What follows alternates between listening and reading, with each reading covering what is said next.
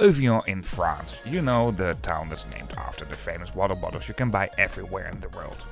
I arrived here by ferry from Lausanne in Switzerland and continue my journey back to Switzerland again by regional train. This train will not only have views on the Léman Lake, but also on Lac de Machili, what is way less known for obvious reasons. This train will go via Annemasse in France and Geneva in Switzerland to Coppet in Switzerland. Join me on board of this train from Évian here in France. I'll be taking it to Geneva, but it continues a little bit further down into Switzerland, a little bit north from Geneva. I'll tell you all about that in the video. But for now, let's get this video on the track and let's roll the intro.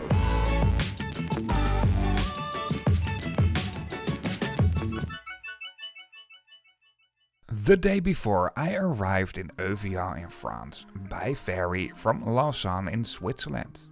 I know it sounds a bit strange to arrive from a landlocked country by ferry, but the Lac Léman is rather big. And at the middle of the lake, what is more or less the Lausanne-Évian connection, the ferry is just the most obvious way. Close to the ferry terminal, there's this petite train touristique, so the little touristic train. But that's absolutely not the train that we'll be taking today. The railway station is about a 10-minute walk away from the city center, or 15 to 20 minutes away from the ferry terminal. The town center is not big, but well, it might take you 10 minutes to go from one side to the other side. The station is nowadays a terminal railway station, but back in the days when they built this railway line, this was just a station along a longer railway line. Basically from Geneva via France back into Switzerland again. That railway line has been closed, but good news, they want to relaunch that part as well. This way, also traveling time for domestic trains within Switzerland can be shortened a lot, for example on the Geneva to Brieg route. At the front of the railway station there are lots of spots where you can park your car, but probably if you watch this video you're not interested in that. And I also noticed this hotel straight at the front of the station. Might have been a better spot than the place where I stayed, what was really nice and cute and in the town center by the way. Anyway, this here is the front of the railway station. There are some bus stops as well at the front, but when I was here on an early Sunday morning there were not that many buses going from and to here. This here is the main concourse of Évian-les-Bains railway station. There's even a staffed ticket counter that was closed on this early Sunday morning. However, you also find a vending machine for tickets, some places where you can wait, and a vending machine for snacks and drinks. Where I bought not too healthy snacks for a kind of breakfast, because when I arrived here it was early morning and I didn't have any breakfast yet. Anyway, this railway station has 3 platforms.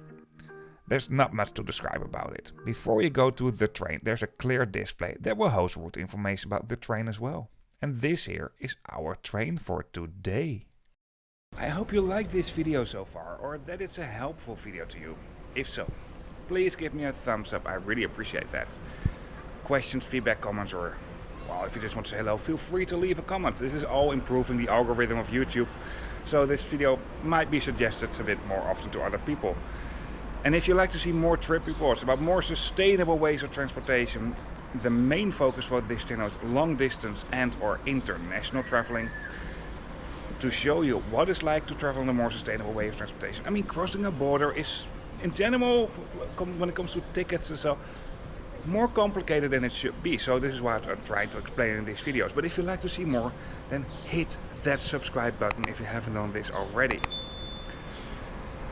For now, we just continue with this video. Like with many other videos, let's take a quick look on the environmental impact if you're traveling on this route by train or car. You can travel 100 times by train to have the same environmental impact as 1 time by car. And car data is based on the European average car and also the European average amount of passengers, what is 1.5. No matter what, even with the most sustainable car, the train is the winner. Today's route will be from Évian-les-Bains in France, along the Lake Léman or the Lake of Geneva. From there on we'll go to Annemasse with some stops along the way. Lots of planners are mentioning that I have to change trains there, but that's not the case. It's just one direct train. Although that's not every hour the case for this journey. I'll explain you a little bit more about that later on in the video. But for now, let's take a close look at the exterior of our train for today. We are traveling on board of a regional train that's being operated by the state-owned railway company of France, SNCF. This train comes in two comfort categories or classes, 1 and 2, so first and second class. At the entrance doors, you will find the numbers 1 and 2. They will indicate the first and the second class, like here on the right, the first class.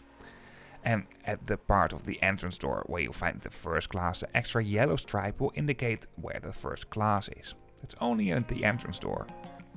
The yellow stripes are kind of the international standard for indicating first class, at least for many trains in many countries. Bike icons do indicate where you can put bikes on board of these trains. That's basically it. These trains have been built by the French train manufacturer Alstom and are a part of their Coradia family trains. You find the Coradia trains in many different versions, mainly for regional trains, although some of the Coradia trains have been modified as semi-high-speed trains like in the Netherlands and Belgium.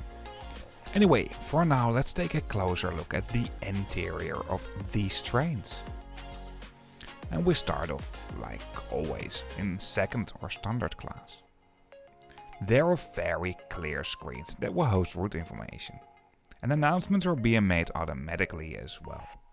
This information is available in French, and in English it's also available, although it's very basic.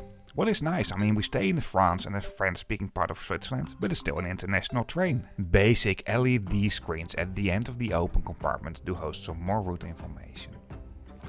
What I just showed you is the bike area, and at the vestibules of these trains there are some folding seats and litter bins. These trains are pretty low to the ground, what makes it really easy accessible. However, the pathway needs to go up for the wheels that are obviously a bit higher. However, what I didn't really like, and I almost fell because of this, is because the pathway is going up and the seats are on another level, there is a kind of a staircase at a spot where you wouldn't expect it. That's basically the biggest point of criticism on board of these trains, what's not a very serious point of criticism. First class has red seats, as you can see over here, but apart from that, it feels like it's basically the same as standard or second class, just how you want to mention it. It has been marked within the train as well that this is first class, and since it was still pretty quiet at the moment I shot this part of the video, let's do a quick seat review in first class. And it's okay. It's not great, especially not for a first class product, but it's definitely not very bad. I assume you have slightly more leg room, and it feels like there are more power sockets over here. That's basically it. To be honest, it's not worth the money to pay for first class tickets on board of these trains. This here is a route map of the Léman Express network. I'll get back to that a little bit later on in the video. And here on the left we find the toilets. Yeah, if I walk on at least. This is a bigger accessible toilet that was unfortunately occupied already. Closer to the bigger accessible toilet you will also find the accessible area on board of these trains, what makes a lot of sense. There are some more spots for luggage over here, but apart from that, all over the train you will find the overhead luggage racks. But these trains are not made for people traveling with a lot of luggage, because these are true commuter trains.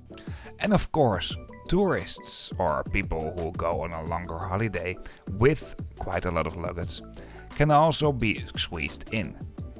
This is seriously less than half a minute from when I went past the toilet at the previous moment, but it was still occupied. I didn't film the toilet eventually, however it is a bigger accessible toilet, but what I really like to know as a soon-to-be father at least, is there also a baby diaper changing facility? These are serious questions where you wouldn't think about otherwise, but if you're gonna travel with little kids, I'd like to know this actually. all windows on board of these trains do have a built-in sunscreen. And like I already mentioned, there are plenty of power sockets. All seats do have a built-in reading light, both in first and second class, and this is actually really nice. However, in my situation, I'm quite tall. It doesn't work that well, to be honest. I really have to more or less lay flat to make it work, but if I sit like normal, it's lighting up my shoulder, and that's it. However, I'm not the average person. Line maps for the Léman Express trains can be found at several spots on board of these trains. There are 6 lines, and these trains are basically all station services. Let's take a quick look on the route map for the Léman Express trains. We'll be traveling on line L1. The frequency for these trains is very different per day and time of the day. Sometimes they go once every 2 hours, and sometimes you find 3 trains per hour, and especially during rush hour. I mean, these are true commuter trains, even though for touristic purposes they're totally fine as well. In many railway planners, including Interrail, what's basically the same as Eurail, where I was traveling on when I made this journey, it was mentioning I had to change trains at the railway station Annemasse in France, just across the border from Switzerland, and what is a kind of a junction railway station for regional trains. However, I just had a direct train. What is the case for this? Basically, between Évian and Annemasse, it's being operated by the French, and from Annemasse it's being operated by the Swiss railway company. But it is still the same train. Actually, this is a kind of accidentally trip report, because first I planned to go 1 hour earlier. That would be a little bit too early, especially because I already calculated a lot of time at the railway station of Geneva, so I didn't do that. But in that situation I was traveling with a regional train that went to Bellegarde, if I pronounce it right, in France, and there I had to change trains in Annemasse. No matter how you look at it, if you change trains in Annemasse, you find very good connections to Geneva as well, because a lot of these trains do call here, and some of them even start at the station of Annemasse. Over there I also noticed some Swiss trains in the livery of the Léman Express, as you can see over here. Even though the interior of our train for today was obviously a Léman Express train, the exterior was in the livery of the regular regional trains in this area of France. By the way, about 1.5 years ago I also made a video on a regional express train, so that makes less stops, that will also cover the section between Annemasse, Geneva and Coppet. That train actually continued towards Lausanne, Montreux and Saint-Maurice in Switzerland along the Lake of Geneva or Lac Léman. Like I already mentioned, Évian-les-Bains, where I started this journey, is at this moment the terminal station. Until 1998 that wasn't the case, and the train was heading back into Switzerland again. And there are very serious plans to reactivate that railway line again. If this is happening, this will reduce the travel time, for example, between Geneva and Brieg in Switzerland. And there are definitely more benefits. When it comes to ticketing for the Léman Express trains, I found the online ticket system, to be honest, very complicated. The easiest website to book train tickets for these trains, and I don't say this very often, is the Swiss state-owned railway company, their website SBB.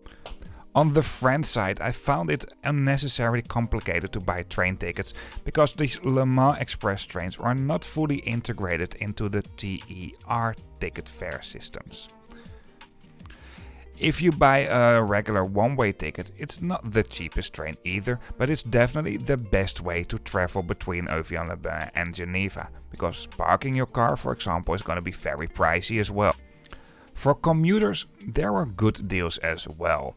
I don't know the exact details when it comes to it, but I think if you commute on these trains, it's relatively easy to find them. For now, I'll just stop talking and show you some views I had from this train along the route.